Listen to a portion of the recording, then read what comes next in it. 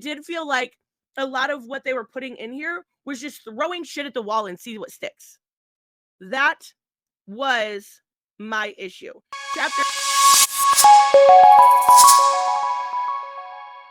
I was very, very impressed with 90% of this game. I was very impressed with most of the games. The graphics are incredible. The score is incredible. The dialogue, the way they rewrite characters and rewrite histories in this new era, in this new timeline, was very, very well done. I thought this was by far one of the best Mortal Kombat games we have seen so far, right? But I do want to talk about the stuff that bothered me. There were a few things. Like, I know I am a Mortal Kombat fangirl, and it's hard for me to be critical of this game, but there were a little bit that I could be very critical of. Now, specifically, I know Hanzo is in Invasions. Now, through the story mode, some of the DLC that were previously announced comes very clear. We already saw Quan Chi. Later in the story, we will get Ermac. And I very much so thought, because of that, as going through this game, that we were going to get Takeda and it was going to be Hanzo Hasashi, right? Now, that does not happen. We do get, in the last chapter, a nod to the Kombat Kids, which I thought was very, very cool, right? I thought that was very, very cool. But this has 15 chapters. When the trophies came out, the one said, what was that for 15?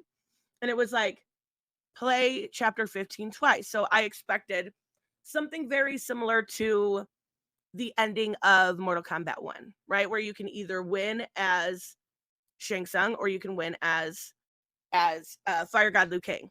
But that does not happen.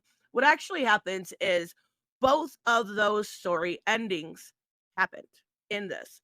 So it's very much so an invasion of all of these timelines.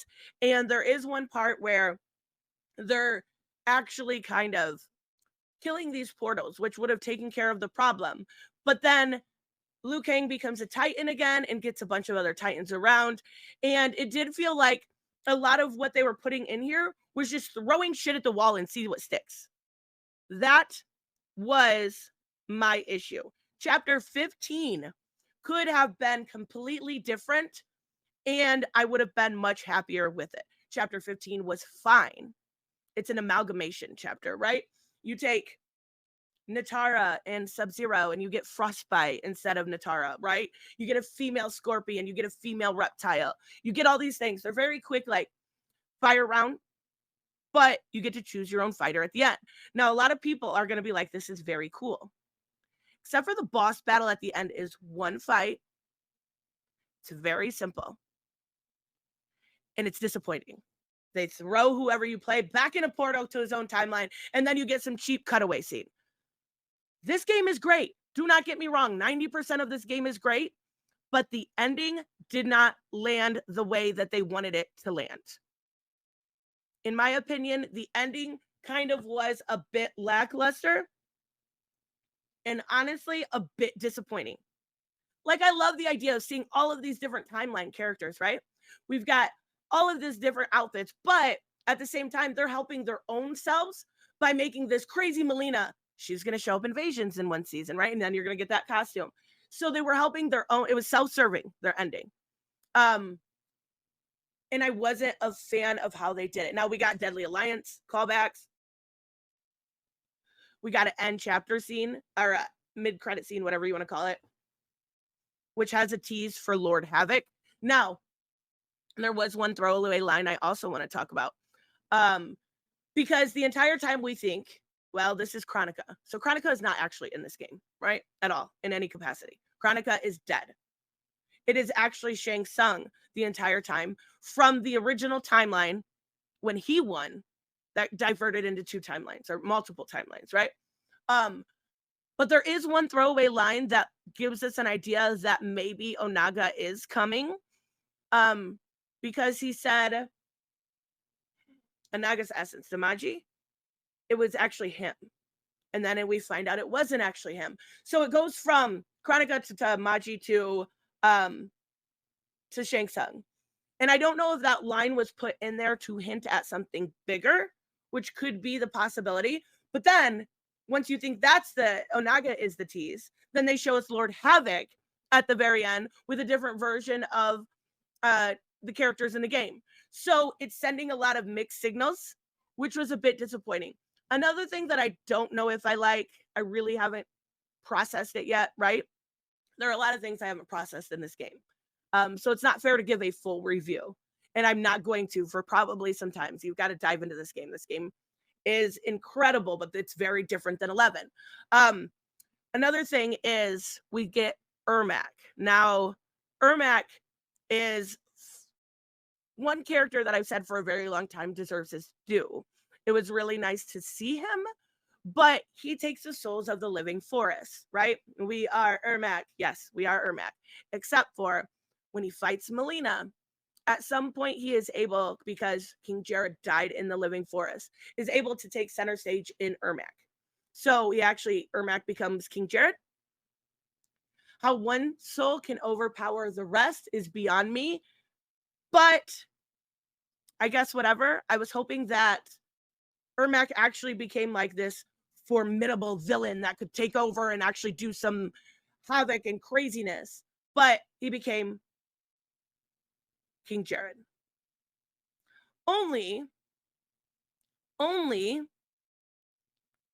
to then, within a little bit here, have Sindel. You guys, this is what bugged me the most. No, it's not what bugged me the most, but I wasn't a fan of it. Sindel's dead. She's dead. She's taken out. And she's gone.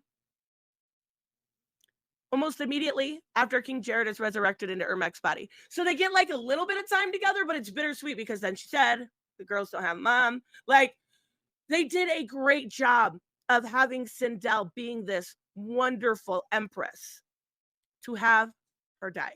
And that was really, really unexpected. Now, again, I haven't done any of the arcade endings. So, again, I'm giving my thoughts on only the story mode, right? 13 out of 15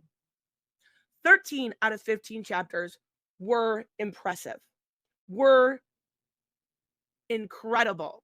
But the last two were a mess. Were a disappointing mess, even worse, right? And that's a shame.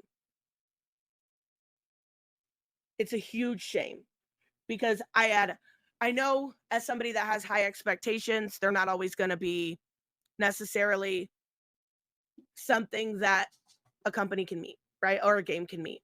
But they didn't. That ending, especially chapter 15, it was a mess. I'm sorry, it was not a good ending. They should have had Onaga or Blaze or something come out of that portal instead of just more amalgamations.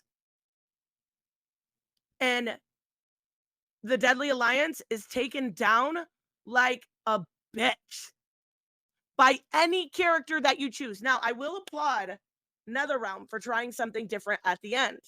But maybe don't try that again.